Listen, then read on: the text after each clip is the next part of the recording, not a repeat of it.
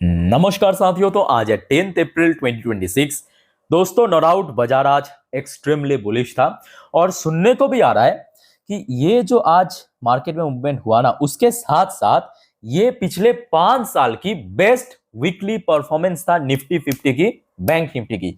और दोस्तों, पिछले 5 ट्रेडिंग सेशन पे मतलब एक हफ्तों में अगर आप देखेंगे, सच में निफ्टी 50 लगभग 6%, 6.5% के आसपास मूव किया, जहां पे दूसरी तरफ बैंक निफ्टी लगभग 9% मूवमेंट किया।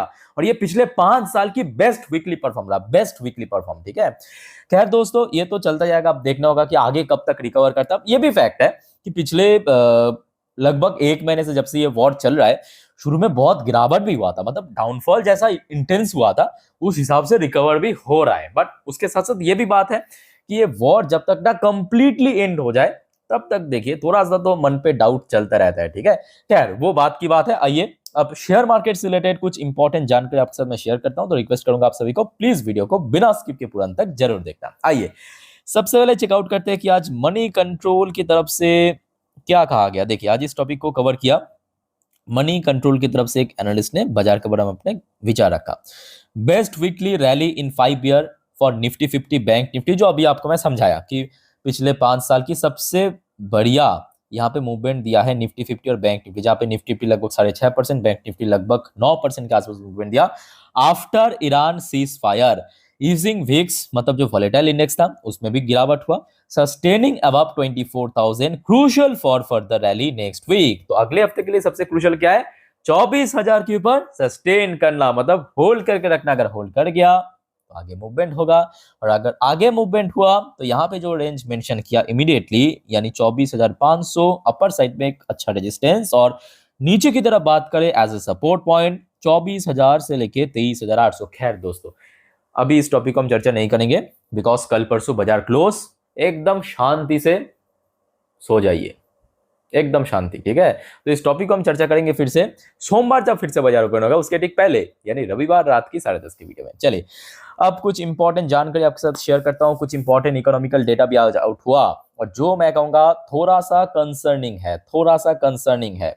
अच्छा, सबसे पहली बात देखिए, ये कंसर्निंग वाली बात नहीं है, बिकॉज भारत की इस बार विदेशी मुद्रा भंडार यानी फॉरेक्स रिजर्व में बहुत बढ़िया रिवर्सल देखने को मिला। पिछले 4 हफ्तों से लगातार जो गिर रहा था, इस हफ्ते अगेन लगभग $9 बिलियन के आसपास बढ़ते हुए भारत के पास जो टोटल फॉरेक्स रिजर्व फिर से आ चुका है $697.1 बिलियन पे। अब देखिए, ये तो मेन मुद्दा नहीं है। मेन मुद्दा क्या है कि ये वॉर के कारण दोस्तों इन्फ्लेशन स्पाइक करेगा, क्योंकि आज यूएस की मार्च महीने की सीपीआई इन्फ्लेशन डेटा आउट हुआ, और गेस व्हाट, फोरकास्ट भी आया था कि बढ़ेगा।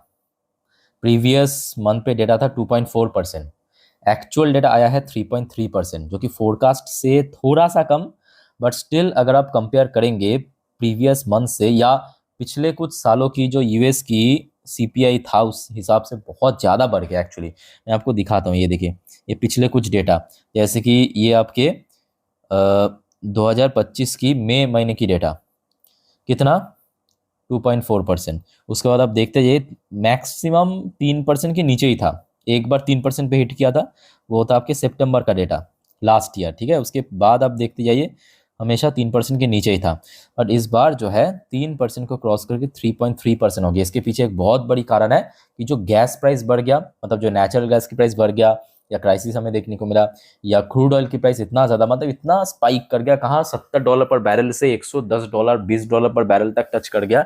ये है मेन कारण, इन्फ्लेशन बढ़ने का बहुत बड़ा चांस है।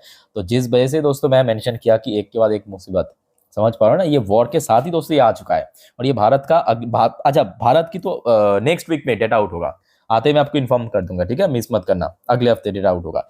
अच्छा, नेक्स्ट रिपोर्ट आ रहा है आरबीआई की तरफ से। आरबीआई ने एक बहुत बेहतरीन डिसीजन लिया। आरबीआई ने क्या डिसीजन लिया? RBI proposes to include PSUs in upper layer NBFC. अच्छा, आई थिंक कि आप में से मोस्टली लोगों को पता नहीं है कि अपर लेयर एनबीएफसी मतलब क्या है। देखिए, एनबीएफसी पता है आपको, मतलब non banking financial company. Simple, एकदम सिंपल तरीके से समझिए, एनबीएफसी आपको पता है। अब जो जो एनबीएफसी एनबीएफसी मतलब यहाँ पे कुछ भी हो सकता है। मतलब यहाँ पे कोई कंपनी हो सकता है कि होम लोन प्रोवाइड करते हैं, वो भी एनबीएफसी। कोई कंपनी गोल्ड लोन प्रोवाइड करते हैं, वो भी एनबीएफसी। कोई म्यूचुअल फंड कंपनी है, वो भी एनबीएफसी के अंदर आते हैं। ठीक है। अच्छा, तो ऐसे जो जो एनबीएफसी की एसेट, क्या कहा, asset, A for asset, asset 1 lakh crore की ऊपर है, कितना, 1 लाख करोड़ की ऊपर, उसको कहते हैं अपर लेयर एनबीएफसी। इसका बेस्ट एग्जांपल है बजाज फाइनेंस को आप ले सकते हो, ठीक है। बजाज फाइनेंस एक अपर लेयर एनबीएफसी है, उसकी बेस्ट एग्जांपल। तो आरबीआई ने अब देखा कि ये जो अपर लेयर एनबीएफसी है ना, ठीक है, इसमें तो मोस्टली आपको प्राइवेट, मतलब सारी आपको प्राइवेट ही दिख जाएगा। अब रिसेंटली बहुत सारे जो पीएसयू एनबीएफसी है वो बहुत बेहतरीन काम कर रहा है, जिसका एसेट्स बढ़ते बढ़ते 1 लाख करोड़ क्रॉस कर चुका है। तो क्यों ना हम इसको भी अपर लेयर एनबीएफसी में इंक्लूड करेंगे।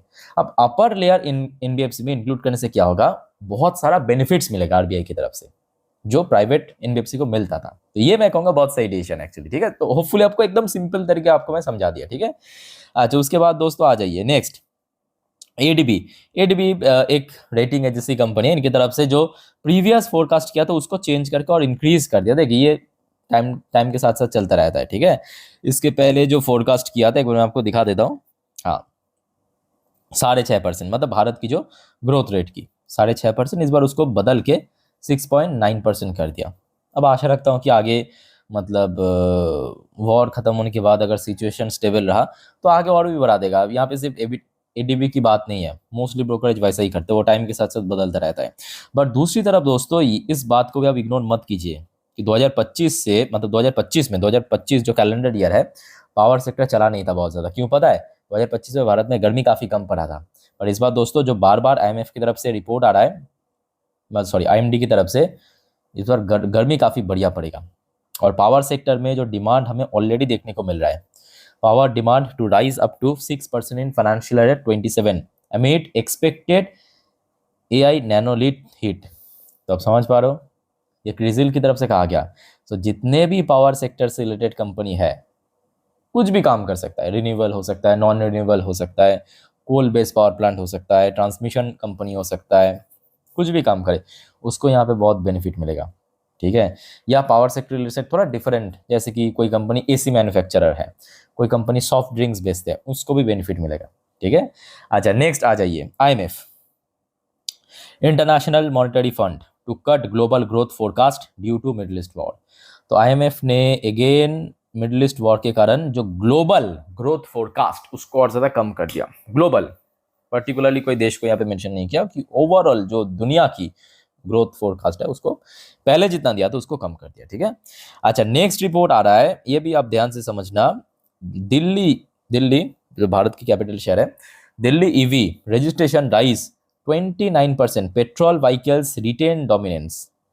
तो बेसिकली अभी जो सिचुएशन है उसके ऊपर बेस करके जो ईवी रजिस्ट्रेशन 29% बढ़ चुका है दिल्ली में। और यहाँ पे दोस्तों आपको मैं इसलिए दिखा रहा हूँ क्योंकि यहाँ पे सिर्फ दिल्ली की बात नहीं है, दिल्ली के अलावा भारत में जितने भी बड़े शहर है, टीयर 1 टीयर 2 जो भी कहिए, वहाँ पे भी इंक्रीज हो रहा है, कम ज़्यादा हो सकता है कि दिल्ली में 29% हुआ, कोई शहर में 35% हो गया, कहीं पे 20% हुआ, आसपास है, बट इंक्रीज हो रहा है।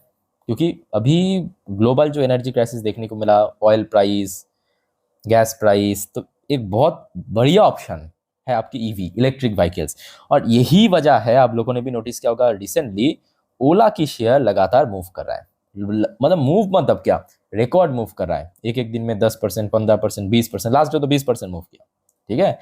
अच्छा, नेक्स्ट दोस्तों आ जाइए, एक कॉमन सवाल आ रहा था आज दिन की कुछ वीडियोस में कि सर सन फार्मा की शेयर गिर गया क्यों। अच्छा, गिर इसीलिए गया क्योंकि कंपनी, मतलब सन फार्मा जो है, रिसेंटली एक दूसरे कंपनी है, इसका नाम है ऑर्गेनन।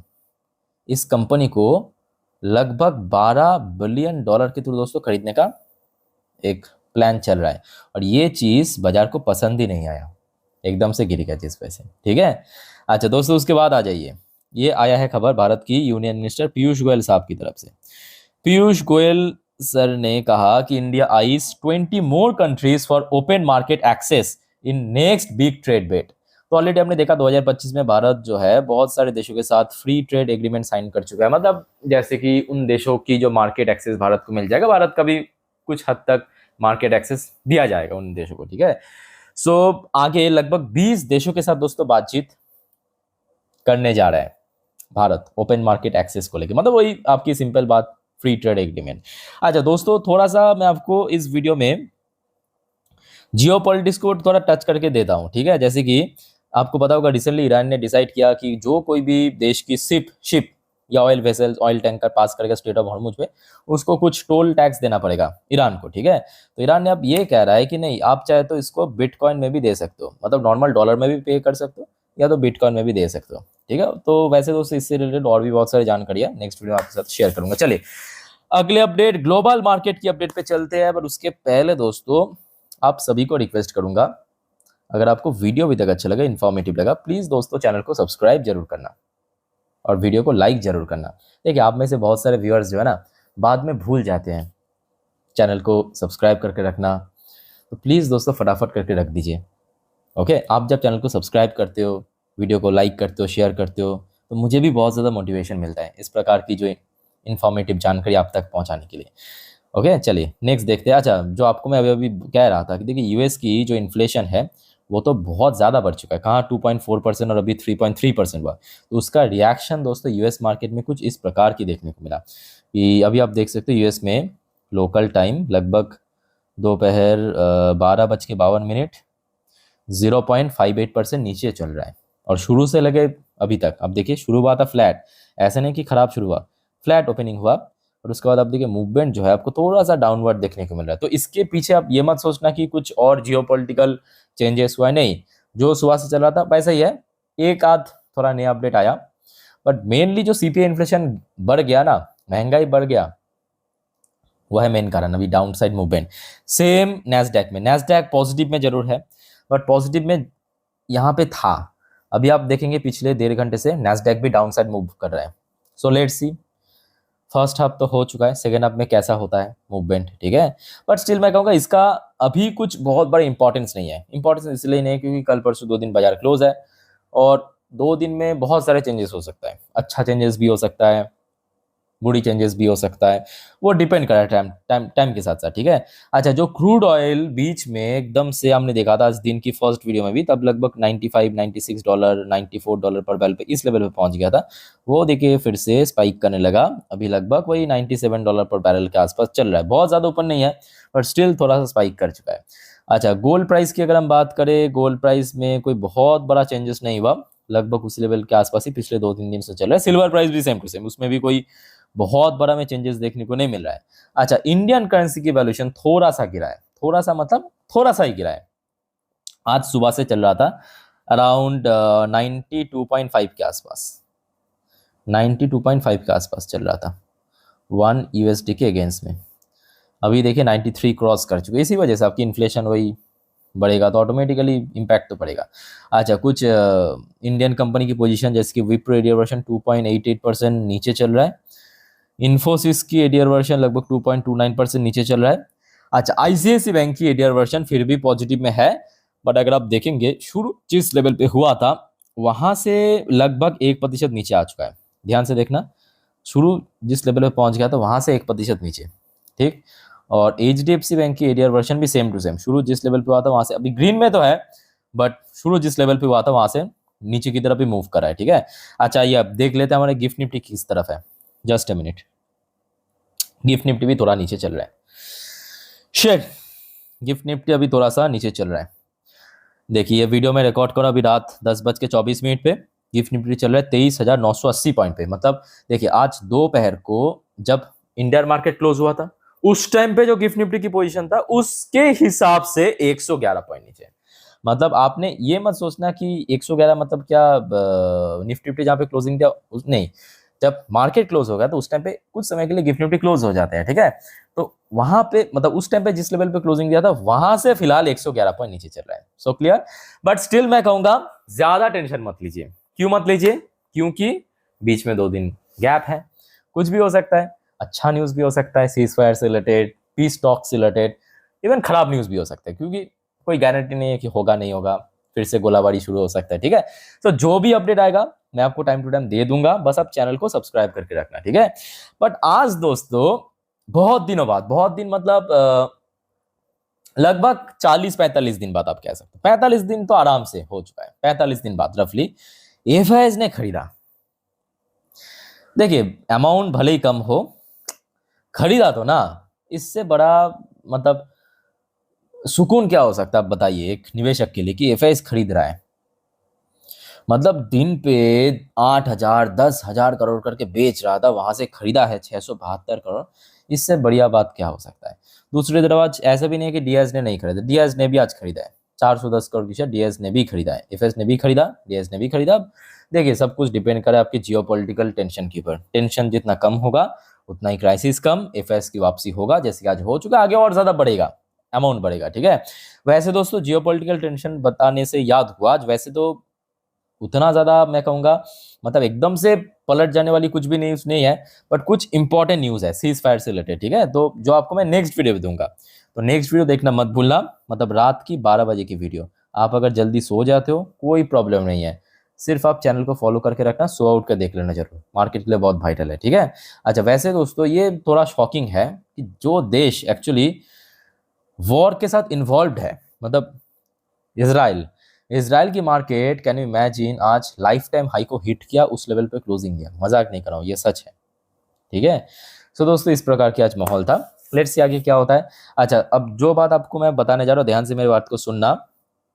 देखिए सैटरडे कल मार्केट टोटल क्लोज, संडे मतलब परसों मार्केट क्लोज, मंडे फिर से मार्केट ओपन होगा। ठीक है। तो मैं आपको रविवार के दिन, संडे के दिन जितने भी अपकमिंग वीक के लिए इंपॉर्टेंट अपडेट्स हैं, चाहे कौन कौन सी इकोनॉमिकल डेटा, आगे तो रिजल्ट भी आउट होगा, इवेंट्स है, कौन कौन सी शेयर इंपॉर्टेंट है, जियोपॉलिटिकल जितने भी अपडेट सारे दे दूंगा संडे वाली वीडियो में। ठीक है। तो एक भी अपडेट मिस मत करना, और इवन कल भी देखिए न्यूज़ के ऊपर तो आएगा ही वीडियो सैटरडे के दिन। ठीक है। बस आप चैनल के साथ कनेक्टेड रहिए, बाकी कोई कंफ्यूजन वगैरह है कमेंट करके पूछिए। इस वीडियो को वाइंड अप करता हूँ, टेक केयर, बाय बाय, जय हिंद।